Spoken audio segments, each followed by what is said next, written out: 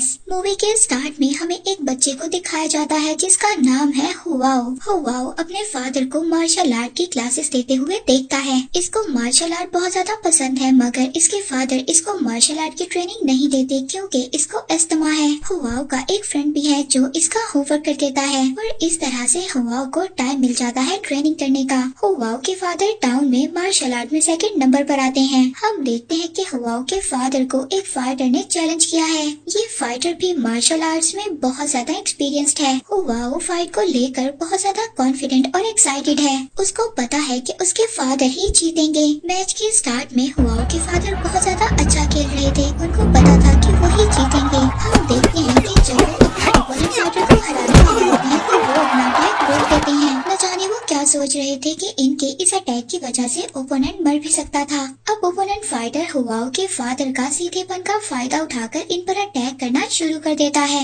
और बहुत ही बदतमीजी के साथ बिना रूल्स को फॉलो करते हुए हुआओ के फादर को हरा देता है। हुआओ इस इंसिडेंट की वजह से बहुत ज्यादा दुखी था। तभी हम देखते हैं कि उसी आदमी का बेटा आकर हुआओ को चैलेंज करता है। वो कहता है कि मेरे फादर ने तुम्हारे फादर को हराया और अब मैं भी तुम्हें हरा दूंगा। मगर हुआओ इसके चैलेंज को एक्सेप्ट करता है। इन दोनों में फाइट होती है और इसमें हुआओ हार जाता है। ये सोच रहा था कि ये अपनी फैमिली की इज्जत को बरकरार रखेगा। ये अपने फ्रेंड के साथ एक लाइब्रेरी में जाता है। वहाँ पर से एक बुक चुरा कर लाता है जिसमें कि इसी फाइट के बारे में ट्रेनिंग थी। अब ये दिन और रात आराम के बगैर ट्रेनिंग करना स्टार्ट कर देता है। अब ये जब बिल्कुल ट्रेंड हो जाता है तो ये उसी लड़के को फाइटिंग का चैलेंज करता है। यहाँ पर ये कॉन्फिडेंट था और ये खुद को प्रूफ भी करता है। ये उस लड़के से लड़ता है और उसको हरा देता है। इसके बाद मूवी में हमें 7 साल बाद का सीन दिखाया जाता है जहाँ पर हुआओ बड़ा हो गया है और इसके फादर की अब डेथ हो चुकी है और साथ ही इसकी वाइफ की भी डेथ हो चुकी है, मगर इसकी एक बेटी भी है।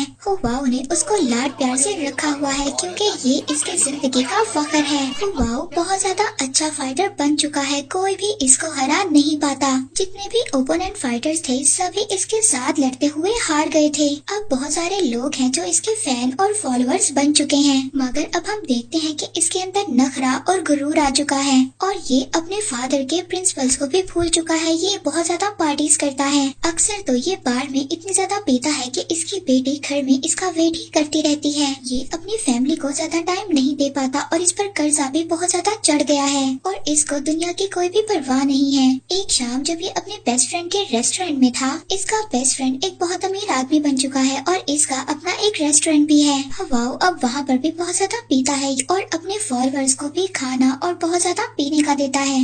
हुआओ के बेस्ट फ्रेंड को उसका असिस्टेंट कहता है कि हुआओ पर बहुत ज्यादा कर्जा है और उसने आपका भी बहुत ज्यादा कर्जा देना है। तो बेस्ट फ्रेंड हुआओ को समझाता है जो आज तुम्हारे फैन और फॉलोअर्स हैं वो सिर्फ तुम्हारे पीछे इसलिए हैं क्योंकि तुम उनको बहुत ज्यादा खाना देते हो। तुम्हें चाहिए कि तुम अपनी हैबिट्स को बदलो, मगर हुआओ को इसकी बातों का कोई भी असर नहीं होता। अगले दिन ये अपने बहुत बड़े दुश्मन से मिलता है जिसका नेम है किन। किन भी बहुत अच्छा फाइटर है। ये दोनों बातें कर रहे होते हैं तभी एक दूसरे से गुस्सा हो जाते हैं। तभी हुआओ अपना सारा गुस्सा किन के डिसाइबल्स पर उतार देता है। अब रात को हम देखते हैं कि हुआओ के फॉलोअर्स हुआओ के एक आदमी को स्ट्रेचर्स पर उठा कर लेकर आते हैं और उसको बताते हैं कि किन ने इसको मारा है। इस बात पर हुआओ को बहुत ज्यादा गुस्सा आ जाता है और उसी रेस्टोरेंट में पहुंच जाता है जहां पर किन अपनी फैमिली के साथ अपना बर्थडे सेलिब्रेट कर रहा था। हुआओ साथ वाले टेबल पर आकर ड्रिंक पीना स्टार्ट कर देता है। किन इससे आकर कहता है कि मुझे अभी तुमसे लड़ना नहीं है, तुम मेरा मूड खराब मत करो। हुआओ का दोस्त भी इसको समझाता है कि अभी टाइम नहीं है लड़ने झगड़ने का,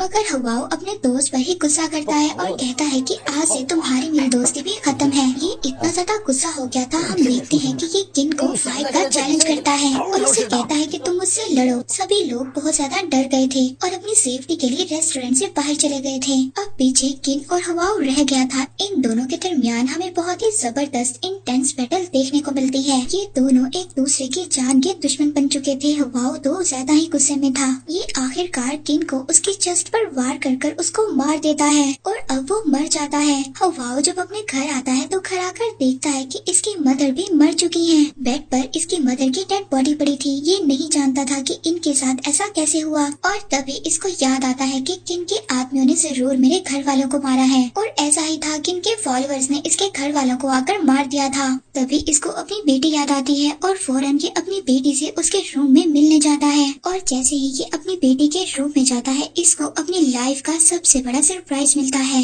क्योंकि वो अपने बेड पर मर चुकी थी। उसके आसपास बहुत सारा खून था और उसके हाथ में एक पाउच था जो वो अपने फादर को देना चाहती थी जब वो घर आएंगे। हुआओ की जिंदगी के सबसे अहम लोग उससे दूर जा चुके थे। यहाँ पर हुआओ के डिसाइपल्स आकर उसको बताते हैं कि किन ने तुम्हारे आदमी को इसलिए मारा था क्योंकि उसने उसकी वाइफ के साथ बदतमीजी की थी। और अब हुआओ ये बात सोचता है कि किन ने तो अब वाइफ की जान बचाने के लिए उस आदमी को मारा था और उसने बिना सोचे समझे ही किन की जाकर जान ले ली। हुआओ अब अपने ऊपर शर्मिंदा था और इसके पास जिंदा रहने की कोई भी वजह नहीं बची थी। हम देखते हैं कि ये एक शिप में बैठ जाता है कॉर्नर में और ये सोचता है कि ये शिप इसको जहाँ भी लेकर जाएगी ये चला जाएगा। इसके पास जिंदा रहने की कोई भी वजह नहीं बाकी रही थी। 6 महीनों तक तो ये गलियों में आवारा भटकता रहता है और एक दिन ये मरने की भी कोशिश करता है मगर लोग इसको दरिया में बहते हुए बचा लेते हैं। वो लोग इसको अपने ट्राइब में लेकर आते हैं और इसकी बहुत ज्यादा केयर करते हैं। और अब जब इसको होश आता है तो ये बहुत ज्यादा डिप्रेशन में था और किसी से भी बात नहीं कर रहा था। पर तभी एक औरत जो कि अंती है, उसका नाम मून है, वो इसका ख्याल रखती है। वो इसके बारे में परेशान रहती है, इसको खाना खिलाती है और उसे यकीन है कि एक न एक दिन ये इंसान बिल्कुल ठीक हो जाएगा।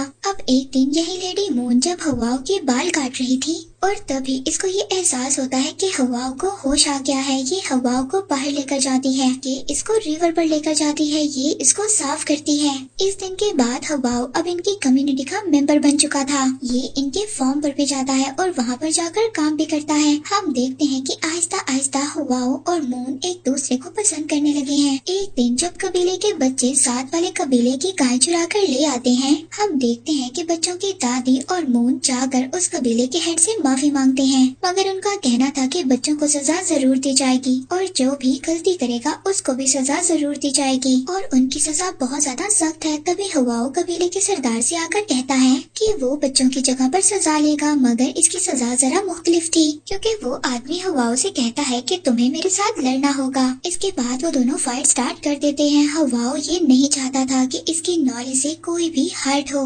इसीलिए ये अपने आप को डिफेंड कर रहा होता है और उस आदमी को मार रहा नहीं होता मगर पीछे से बार बार दादी इसको एनकरेज कर रही होती हैं। अब ये दादी की बात सुनकर उस लीडर पर अटैक करना स्टार्ट कर देता है और आखिरकार वो लीडर हार जाता है और साथ ही साथ वो हुआओ की तारीफ भी करता है। अब नेक्स्ट डे हुआओ फील्ड में मून के साथ बैठा होता है। वहाँ पर वही बच्चे भी थे। वो हुआओ से कहते हैं कि तुम कितना अच्छा लड़ते हो, हमें भी मार्शल आर्ट की ट्रेनिंग दो। मगर ये कहता है कि मैं तुम्हें नहीं सिखाऊंगा क्योंकि ये जानता है कि बहुत ज्यादा पावर से भी कभी कभी लोगों का नुकसान हो जाता है और इसीलिए अब ये चाहता था कि इस गांव में जैसे अब अमन है वैसे ही ये अमन रहे। एक दिन मून अपने पेरेंट्स की ग्रेव पर उनसे मिलने जाती है। इसके पेरेंट्स की डेथ हो चुकी थी। यहाँ पर हुआओ को भी अपने पेरेंट्स की याद आती है। ये उनसे मिलना चाहता था, ये उनकी कब्र पर जाना चाहता था, उनसे मिलना चाहता था। अब ये वापस अपने गाँव जाने का प्लान करता है और ये मून को भी बताता है। मून यहाँ पर बहुत ज्यादा खुश थी और इससे कहती है कि मैं तुम्हारा इंतजार करूंगी।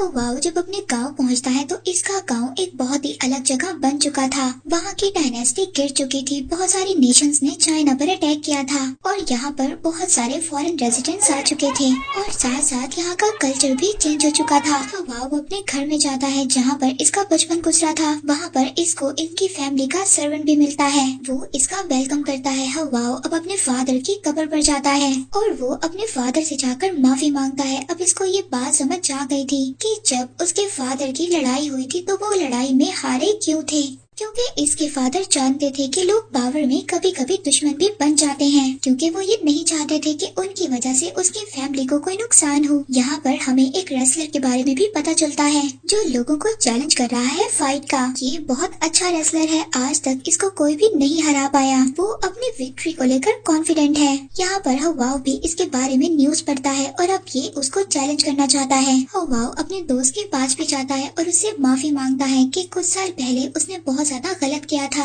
और साथ ही में ये किन की फैमिली के पास भी जाता है, उनसे भी माफी मांगता है। हुआओ अपने फ्रेंड को बताता है कि मैं पहले जैसा नहीं रहा, मैंने अपने एक्शन से बहुत कुछ सीखा है। अब हुआओ के दोस्त को ये पता चलता है कि किस चीज के लिए हुआओ को पैसे चाहिए। वो लेट के बगैर हुआओ को पैसे दे देता है और अब इस तरह से हुआओ रेस क्लब में पहुंच जाता है। अब वहाँ पर हुआओ का ओपोनेंट फाइटर खड़ा था। अब इन दोनों के दरमियान में फाइट स्टार्ट होनी थी। अब हुआओ जो अपनी गलतियों से बहुत कुछ सीख चुका था, ये यहाँ पर कहता है कि ये लड़ेगा, मगर ये चाहता है कि इसकी फाइट यहाँ पर इसके ऑनर से हो। इस लड़ाई में कोई एक दूसरे की बेइज्जती ना करे और आखिरकार इन दोनों में लड़ाई स्टार्ट हो जाती है, जहाँ पर हम स्टार्ट में देखते हैं कि हुआओ जीत रहा था। अब तभी वो दूसरा आदमी जो किलों पर गिरने वाला था और उस पर गिरने की वजह से बहुत ज्यादा जख्मी हो सकता था, जिसे उसकी जान भी जा सकती थी, इसीलिए हुआओ अब उसकी जान बचाता है। इसका ओपोनेंट फाइटर एक अच्छा स्पोर्टमैन था, इसीलिए अब वो अपनी हार मान जाता है और हुआओ को बहुत ज्यादा ऑनर के साथ उसकी जीत की मुबारकबाद देता है। अब इस सिंगल फाइट की वजह से हुआओ की फेम दिन ब दिन बढ़ती जा रही थी। इसके बाद हुआओ अपने दोस्त से मिलता है, जो कि इसको बताता है कि उन्होंने एक एथलेटिक एसोसिएशन बनाई है। वहाँ पर ये चाइनीज स्टूडेंट्स को ट्रेनिंग देते हैं। साथ ही में हम एक फॉरेन चैम्बर देखते हैं जो हुआओ की बढ़ती पॉपुलैरिटी के बारे में जानते हैं और वो चाहते हैं कि हुआओ चाइनीज पीपल के दरमियान और ज्यादा मशहूर ना हो और वो इस बात से डरे हुए हैं कि हुआओ कहीं फॉरेन प्लेयर्स को ना हरा दे। और अब वो ये चाहते थे कि नेक्स्ट जो मैच हो इसमें हुआओ हारे। अब उन लोगों को ऐसा ओपोनेंट फाइटर चाहिए था जो हुआओ को हरा सके। इसके लिए एक बैठा हुआ आदमी यहाँ पर प्रॉमिस करता है कि इस बार हुआओ हारेगा। उस आदमी का नाम है मिस्टर मीटा। हुआओ फाइट में पार्टिसिपेट करने के लिए रेडी हो जाता है। मिस्टर मीटा ही जाकर उसको कन्विंस करता है। इसके बाद हुआओ अपने ओपोनेंट से मिलता है जिसके साथ इसकी लड़ाई होगी। वो भी अच्छा एक स्पोर्ट्समैन है। आखिरकार फाइट का दिन आ जाता है। अब हुआओ के सामने 3 फाइटर्स आते हैं। ये उनके साथ अच्छा सा लड़ता है। ये सभी फाइटर इसके सामने 2 मिनट से ज्यादा टिक नहीं पाते। इसके बाद इसका मेन ओपोनेंट सामने आता है, जिसके बारे में आप लोगों को पहले भी बताया। ये इससे आकर कहता है कि पहले मैच अनफेयर रही है, क्या हमें दोबारा से रीस्केड्यूल करना चाहिए। मगर हुआओ कहता है कि कोई बात नहीं, हम ऐसे भी लड़ सकते हैं। अब इन दोनों के दरमियान मैच स्टार्ट हो जाता है। दोनों अपनी अपनी पसंद के वेपन्स चूज करते हैं। फाइट स्टार्ट होती है। ये काफी इंटेंस बैटल थी, मगर एक्सीडेंटली ये दोनों अपने अपने वेपन्स चेंज कर लेते हैं। अब ओपोनेंट अपने एक्सचेंज किए हुए वेपन से लड़ नहीं पा रहा था, मगर हुआओ उससे कहता है कि आप मुझसे अपना वेपन वापस ले सकते हैं। इसके बाद ये दोनों दोबारा से फाइट करते हैं। फर्स्ट राउंड में ड्रॉ होता है। ड्रॉ होने के बाद फर्स्ट राउंड के बाद ये दोनों रेस्ट करते हैं। अब हुआओ चाय पीता है, मगर मिस्टर मीटा ने इसकी चाय के अंदर जहर मिला दी थी। मैच स्टार्ट होता है। हुआओ फाइट कर रहा होता है, मगर तभी इसको खून की उल्टी आती है।